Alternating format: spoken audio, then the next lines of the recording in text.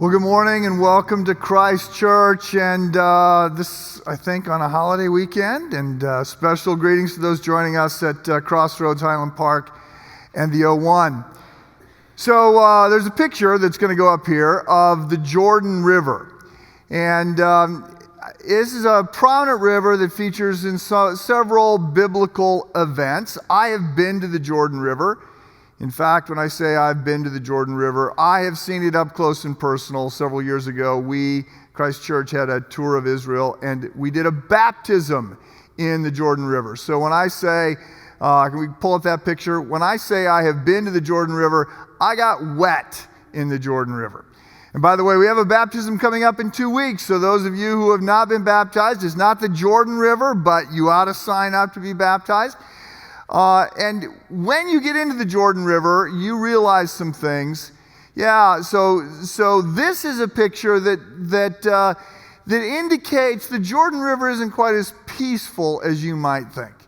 When you get there, you realize two very important things that might not otherwise be obvious. First of all, although the Jordan River is not a very big river, it's not very wide, it's not very long, it's really steep. So it starts 9,000 feet above sea level, and over the course of just a couple hundred miles, it drops 10,300 feet to 1,300 feet below sea level, the lowest point on the planet not covered by water. So it's not long, it's not wide, it's steep. Consequently, it has a pretty wicked current. Consequently, it has washed away the bank. You do not wade into the Jordan River. I've been there, I have looked over the edge, and it is you're clueless as to whether or not I'm about to step into a foot of water or 20 feet of water, right? And what that means is you have to go all in. Right?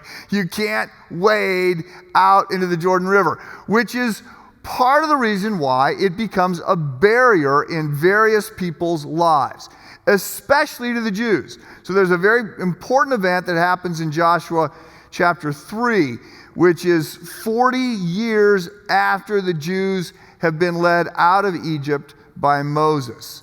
And they, of course, cross the Red Sea. There's a significant moment there. They're supposed to go into the Promised Land, but they listen to those who say that God cannot give them the land. He's already done all these miracles, but they listen to the majority report. Joshua and Caleb said, no, God has given us this land. We can go into it, but they choose not to. So God says, okay, well then you're going to wander around in the desert for the next 40 years. And during those 40 years, everybody that's part of the nation of Israel, except Joshua and Caleb, die. So 40 years later, Moses has now died, Joshua's in charge. They come to the banks of the Jordan River to cross. But it's a significant barrier, in part because they don't know how to swim. Everybody there has spent their entire life in the desert. And if you're in the desert, you can't sign up for swim lessons. So there's this river, and it's got a pretty significant current. And so for 3 days, the people stand on the banks of the river. They're supposed to cross this river. It's not that wide. But for 3 days, they do nothing. And then God says to them, okay, Joshua, have all the people line up behind the priests. Have the priests go first. Have the priests carry the Ark of the Covenant, which is this box. If you saw Raiders of the Lost Ark, you might know what it looks like. There's a box, and in the box was the 10 Commandments that God had given them, a vial of manna, the bread that fell out of heaven, and Aaron's rod, which has been broken off. It's a stick, but it continues to bloom, and all of that is in the Ark of the Covenant. And God says to them, okay, everybody line up, and on the count of 3, the priests are going to step into the Jordan River. And when their feet hit the water, okay, but not until I will cause the waters to part. And so, again, you can't wade into the Jordan River. You're committing. So the priests are standing on the bank. They're looking at this river. It's at flood stage at that point. The water is coursing rapidly, and they have to commit. So, long before crossing Jordan was a dramatic TV show, crossing the Jordan stood for a dramatic step of faith. And so I bring this up because, as you have heard, we are launching this dramatic step of faith. We are calling on you to lean in, to step up, to love, to obey, to trust, to cross the Jordan, right? That's sort of a metaphor for what is happening. And this is a big deal, and so we're going to spend the next 5 weeks, we're going to be in the book of Genesis, chapters 11 through 22, looking at principally the life of Abraham. And the question you might ask is, why? First of all, why are we doing any of this? Like, why reach? Why take this? Why the hassle? Why the sacrifice? Why the effort? Why the risk? And it's a very fair question. So the answer to why reach is, first of all, there's a lot of people who are hurting out there. So in some ways, for some people, things have never been better. The market is at really high levels. I realize there was a correction, but the market is currently higher than it was on January 1st. The market is at high levels. And step back from that, there has been a 50-year run of medical advances that has improved the quality of our lives, life expectancy. In many ways, for many people, things are going very well. But there is a growing gap between the haves and the have-nots, and there are many people who are suffering. And set aside physical needs, there's a whole lot of spiritual confusion going on out there. There are many people who sincerely believe that whatever they sincerely believe is right. That's the modern experiment. Right? Whatever we sincerely believe, that's all that matters. But that's sort of crazy thinking. And people don't realize that God has in fact revealed himself to us. He has revealed himself to us in his book, but he has principally revealed himself to us in his Son, Jesus Christ. And there is a way forward, and there's a way to be reconciled to God. And so there are huge needs to see people hear about God's love, and there's huge needs to be the hands and feet of God and care for people. And principally, God's fix for this has been the church. So that has been the plan. It's a 2,000-year-old plan. We want to fuel a movement that reaches people and renews communities, and that means we're trying to multiply churches. That's the effort. Locally, we want to start 3 new campuses over the next few years.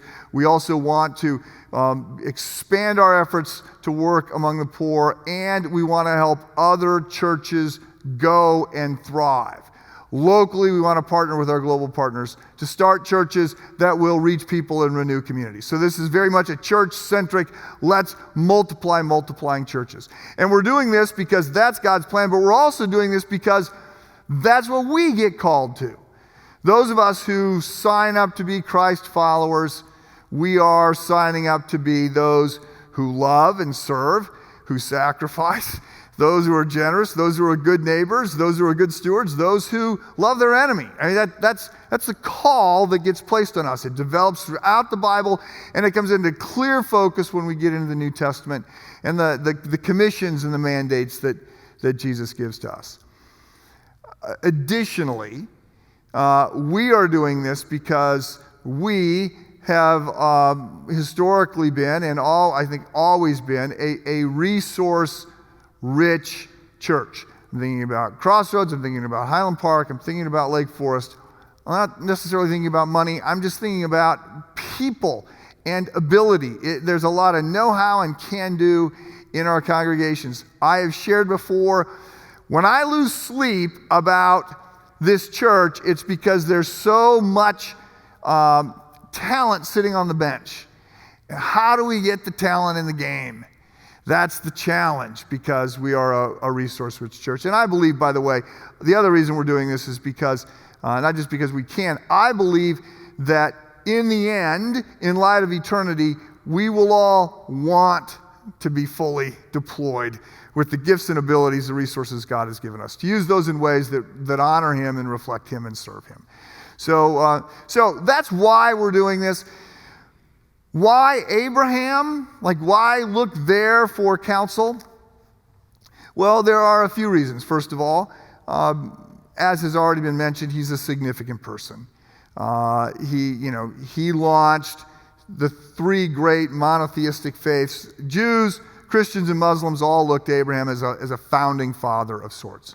So Abraham's a significant person. It's not unfair to say between Genesis 12, so about page 15 in the Bible, from page 15 in the Bible all the way through the Old Testament, it's essentially the story of Abraham.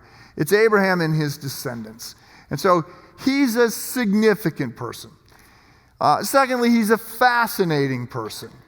He starts, he lives 4,000 years ago, and he starts as this shepherd wandering around in the Fertile Crescent, and he responds to God's call. And in the process of responding to God's call, he lives a fascinating life, and he becomes someone who changes the world in significant ways. He stands with God against culture, against his family in some senses. He stands against God and sees significant things happen. So he's significant, he's fascinating. He's also somebody that I'm drawn to because he's pretty significantly flawed. Watching Abraham, reading Abraham, leads me to think, okay, well, maybe I could do this. I suspect, like Sherry and I, many of you are watching the Olympics this week. To me, I think the Olympic sports divide into two categories. There's those that I watch and I think, I could never do that. And then there's those that I watch, principally curling, where I think, I could do that. Like, I might have missed my Olympic possibilities because I could do that. Now, before I get lots of emails from all of you who are into curling and are thinking, Woodruff, you could not do that, I'm sure there's more to it than I understand. But Abraham is, in one sense, sort of the Old Testament version of curling. You read Abraham and you think, well, I think I could do some of that. He has some real bad moves. Like in Genesis 20, there's this event where he and his wife, Sarah, are traveling, and this group of men approach. And Abraham turns to Sarah and he says, look, you're pretty attractive, and they're going to want you. And if they find out that we're married, they're going to kill me to get you. So here's my plan. I'm going to tell them that we're brother and sister. So they'll leave me alone. They'll take you, but they'll leave me alone. So good luck. That's his plan. It was Valentine's Day this past week. I'm sure you all know that. On behalf of men everywhere, I think, thanks, Abraham, you've set a really low bar. I mean, it's just, Valentine's Day can be a little high stress, like, I hope I don't do anything particularly stupid this week, but you always think, at least I won't be as much of a klutz as Abraham. By the way, also, there was the time where he thought, you know what would solve our family problems? If I slept with my wife's younger maid. That would solve our problems. Yeah, okay, so Abraham does some pretty significantly stupid things. So I'm encouraged. If you read the Bible, you know the Bible is full of very flawed people. Peter and David and Paul. I mean, everybody with the exception of Jesus, basically, is presented in sort of raw form. And you see the kinds of mistakes they make. And yet God uses very broken people. So we're looking at Abraham because he's flawed. We're also looking at Abraham because he does step up. And he does show the way. And he does model faith in a significant way. Some challenging ways. And he does make it into the book of Hebrews, into the Hall of Faith chapter, Hebrews 11, and is celebrated for that. So for those reasons and others, we're going to be in Genesis chapters 11 through 22 for this series. And so if you have a Bible and you want to follow along, turn to Genesis chapter 11. And while you're doing that, I'll note that most people, when they're studying Abraham, start in Genesis 12. But it helps to start in 11. So chapter 11 starts with the Tower of Babel, then you got some genealogy stuff. I'm going to begin reading in verse 26. Genesis 11, verse 26. When Terah, this is Abraham's father, when Terah had lived 70 years, he became the father of Abram, Nahor, and Haran. Now, just a little footnote here. Don't be confused. In the first half of Genesis, Abraham is referred to as Abram, and Sarah is referred to as Sarai. In Genesis 17, after Isaac is born, God changes their names, but so Abram will become Abraham. Now, verse 27. Now, these are the descendants of Terah. Terah was the father of Abram, Nahor, and Haran was the father of Lot. Haran died before his father Terah in the land of his birth, in Ur of the Chaldeans. And Abram and Nahor took wives. The name of Abram's wife was Sarai, and the name of Nahor's wife Milcah, the daughter of Haran, the father of Milcah and Iscah. Now Sarai was barren. She had no child.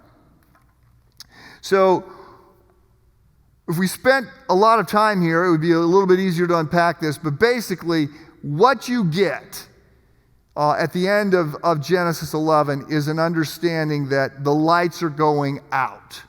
Human life is coming to a crash. So Genesis 1 and 2, everything is going well. Genesis 3, sin enters the world, death, all kinds of evil, destruction, problems. Genesis 4 through 11 gives you a reset, and you see as you read through Genesis 4 through 11 that no matter how many times they try to reset and get things right, things are spiraling down. Evil is multiplying, darkness is prevailing, bad people are winning.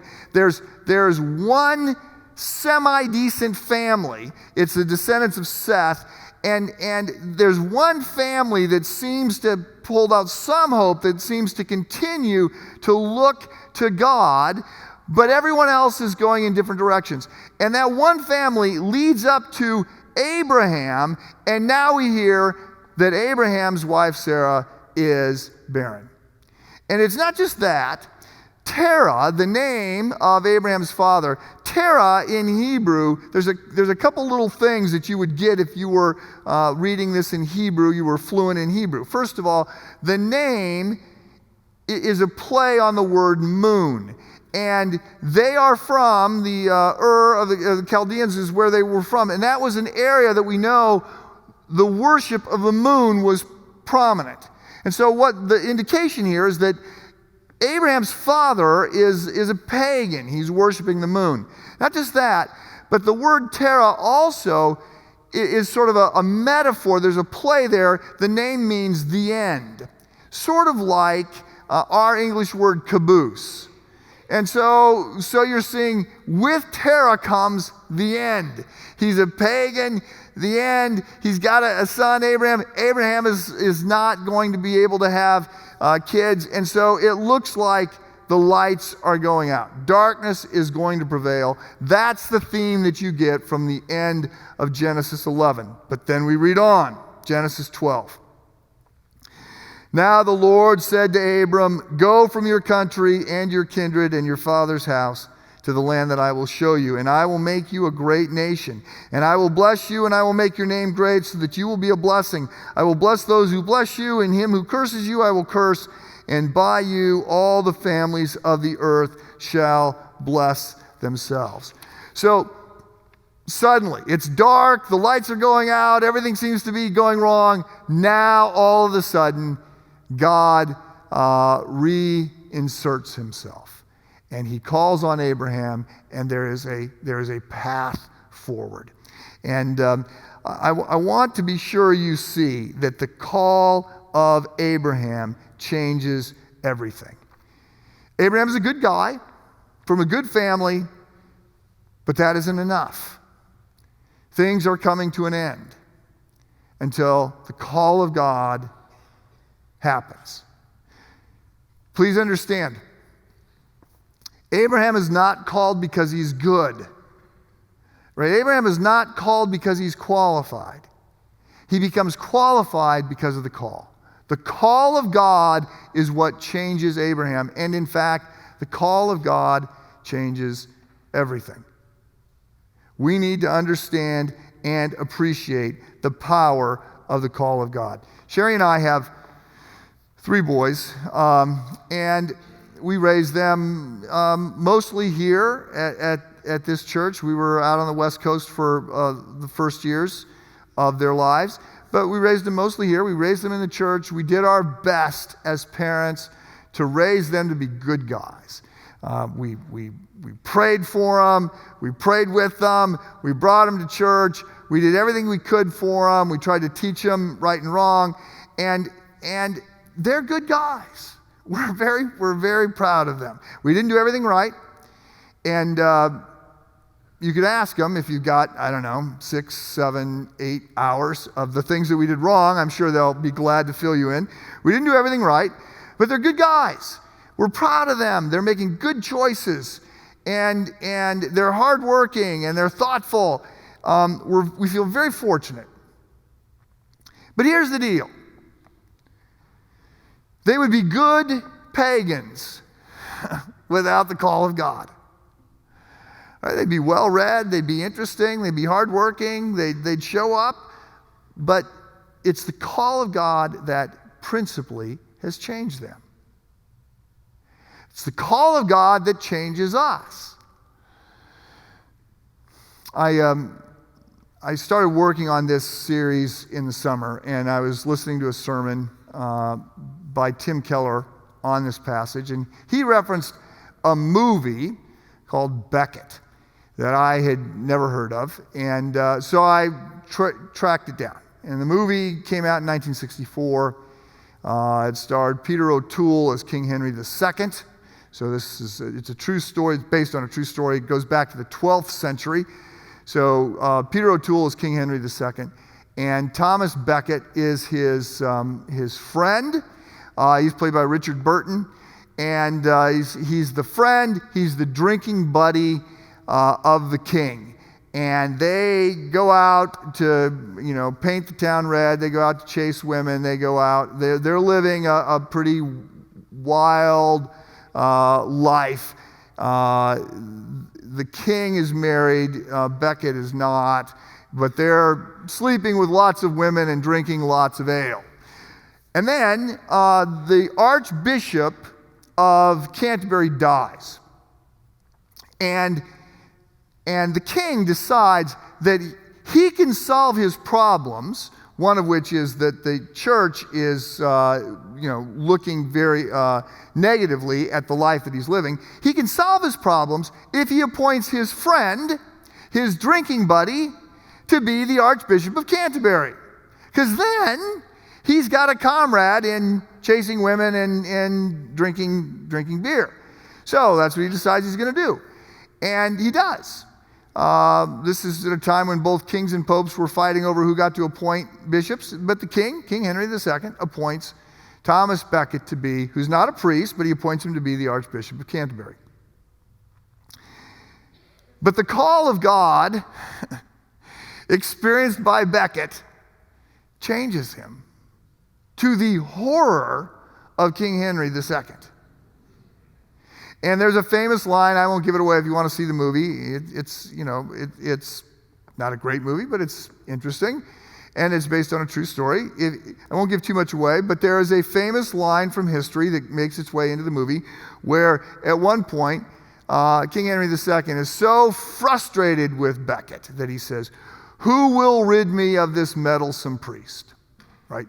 He is coming after me. Who will rid me of this meddlesome priest? The call of God changes Becket. And the call of God changes us. So, what is the call of God on your life? What is the call of God to us? What is the call of God to Abraham? If you go to Genesis chapter 12 and look at this, two things emerge about the call that are worth noting. First of all, the specifics are to get out of town. So in Genesis chapter 11, a passage that I didn't read, I skipped over it, but it says, Genesis 11:31, Terah took Abram his son and Lot the son of Haran, his grandson, and Sarai his daughter-in-law, his son Abraham's wife, and they went forth together from Ur of the Chaldeans to go to the land of Canaan. So they're setting out for Canaan, which is the promised land, Israel. They're going to the land of Canaan, but when they came to Haran, they settled there. So they didn't make it. They set out to go from the Fertile Crescent down into Israel. That was the plan. They don't make it. They stop halfway. And so the call of God to Abraham, first of all, is to say, get out of town. Finish the job. You were supposed to go there. You didn't go there. You stopped halfway.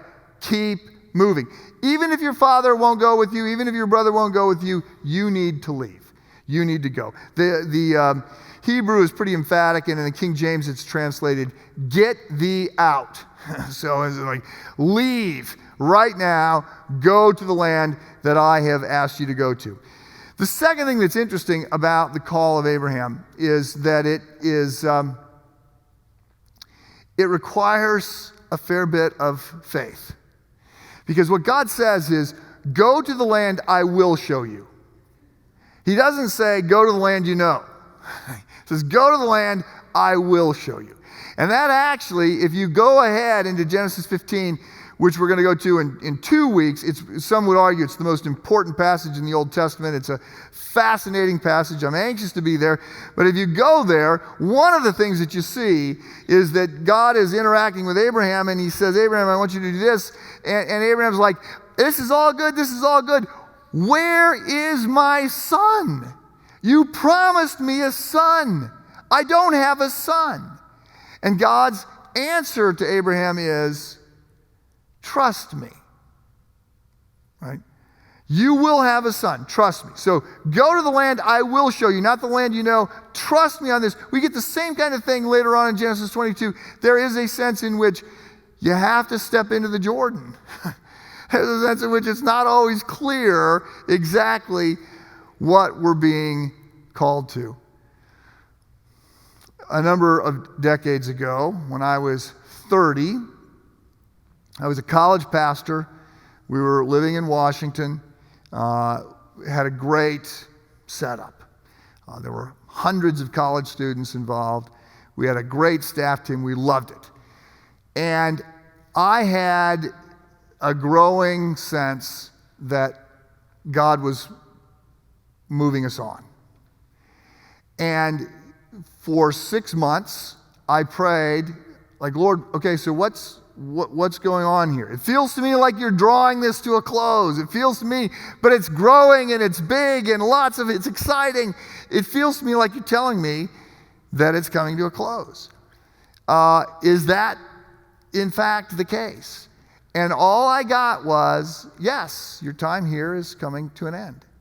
And so, to my father's absolute horror, I told the church in January, I think it was 92. I said, I'm done in August. And I gave myself 8 months, quite confident that God would give me the other part of this, which is, what am I supposed to do? So my dad's, I thought he was going to drive across the country and say, you don't quit a job until you got the next job. You don't quit a job until you got the next job. Right? Did you hear nothing from me? You don't quit a job until you got the next job. And I'm like, Dad, I get that. But all I know is I'm done. I'm done here. And that's all I got.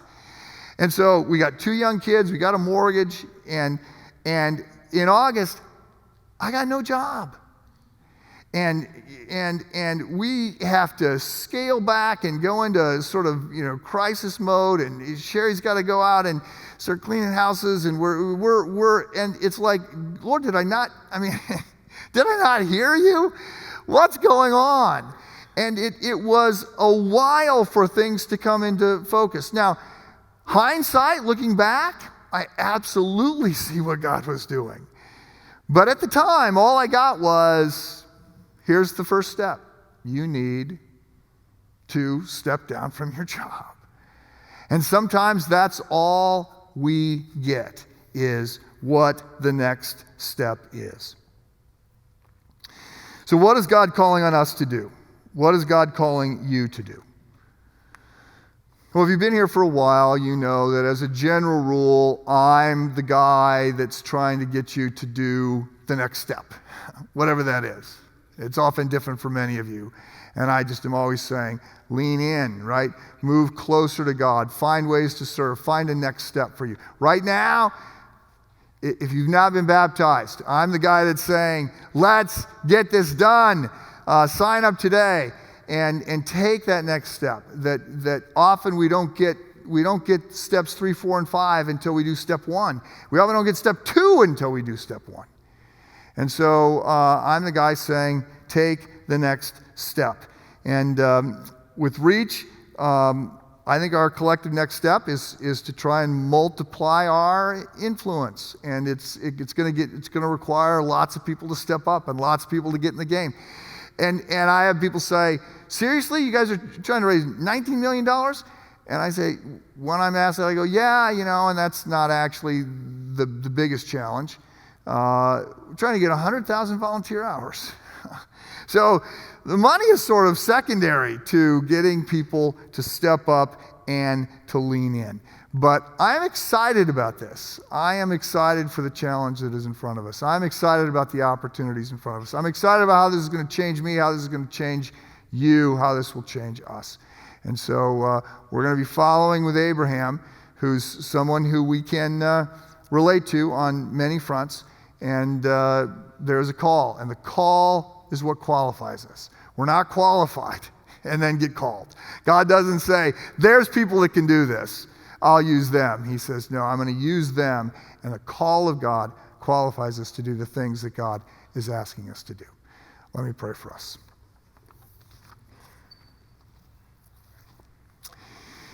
Heavenly Father, we want to be found faithful. We want to hear from you. We want to know what next steps are as individuals and as a church. We want to lean into that and trust you to that end. So we ask for your favor. We ask for your direction. Guide us, direct us, use even us, broken though we are, to do things that advance your work. We pray this in Jesus' name. Amen.